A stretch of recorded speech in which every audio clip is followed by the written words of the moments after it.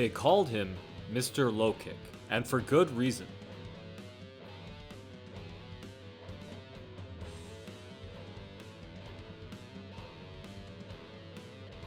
Multi-weight champion Rob Kaman was so great at destroying his opponent's legs that he actually beat Ernesto Hoost at his own game. Throughout his career, Kaman would stack up an impressive 98 win record, 78 of them by knockout. But what truly set Kaman apart was his ability to use expert footwork to set up his devastating kicks. He toppled multiple elite opponents with these unique tactics, connecting with incredible consistency and accuracy.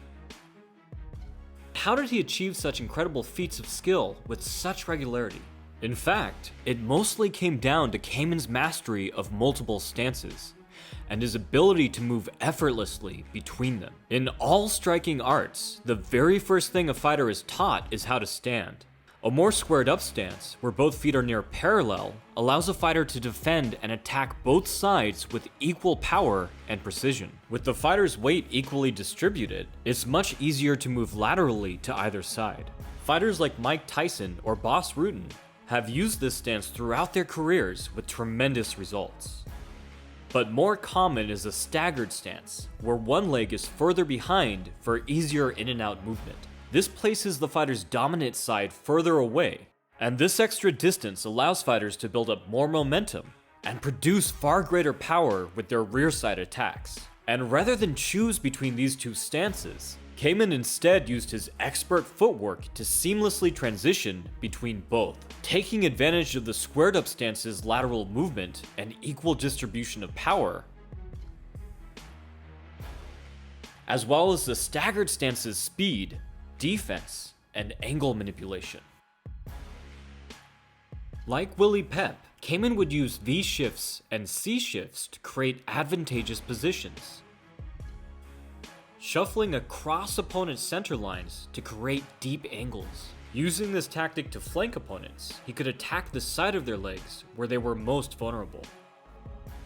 And he would initiate most of these footwork sequences with the tried and true pendulum step. Kaman would rhythmically step his front foot back and forth, bouncing in and out to play with distance while staying in constant motion. Just as Alexander Usyk does today, Kaman would relentlessly threaten entry to disrupt his opponent's timing. When opponents took the bait, he would step back to evade, then rebound right back to counter. But unlike Usyk, Kaman could blend the forward motion of his pendulum step into kicks.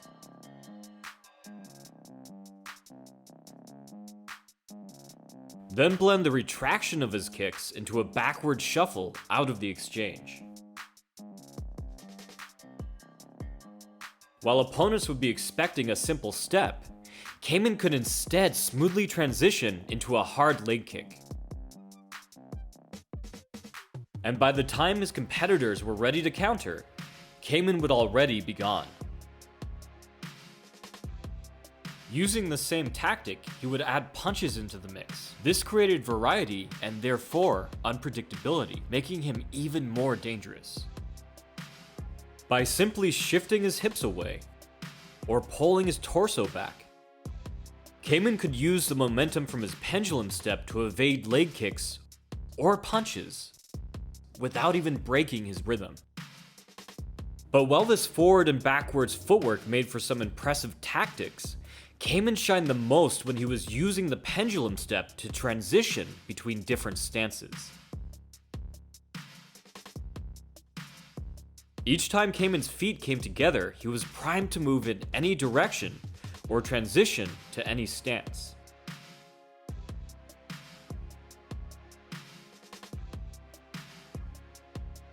By quickly transitioning between these stances, Kaman opened up multiple possible directions from which he could set up his attacks. For instance, Kaman's simplest transition was to blend the backwards portion of the pendulum step into an L step. This quick lateral movement was an easy way for Kaman to step off of his opponent's center line. This put him in an ideal position to flank his opponents and land leg kicks, or even off-angle front kicks. As an added bonus, the sudden change in direction created the perfect opportunity to take advantage of his opponent's forward momentum. Kaman's opponent would be charging forward, chasing down what they thought was a timid opponent in retreat, when in reality, Kaman was waiting for the perfect moment to slip safely offline and run them into a hard counter.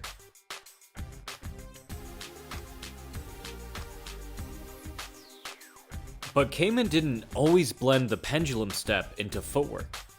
Yet another way that Kaman masterfully employed the pendulum step was to blend them into his lightning-fast switch kicks.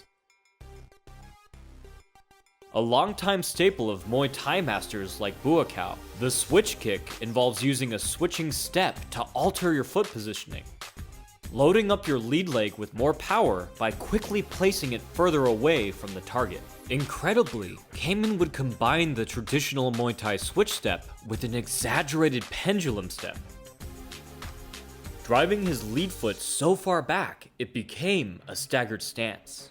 With his hips fully turned and his foot loaded up behind him, Kaman could get full rotation when swinging his hips into his kick, adding a metric ton of extra power. Since the shifting switch turned Kaman's hips, his preparatory motion could actually double as a defensive movement. Not content to limit himself to body shots, Kaman could use these shifting switch kicks to attack his opponent's rear leg. This is incredibly bizarre, but incredibly brilliant. To do this, he would start off with the same lateral step as before. He would also cheat his right foot to the inside of his opponent's lead foot. In this way, Kaman put himself in the perfect position to destroy an opponent's rear leg. And this principle of repositioning the lead foot to the inside of his opponents could be applied whether Kaman was in a closed stance or an open stance.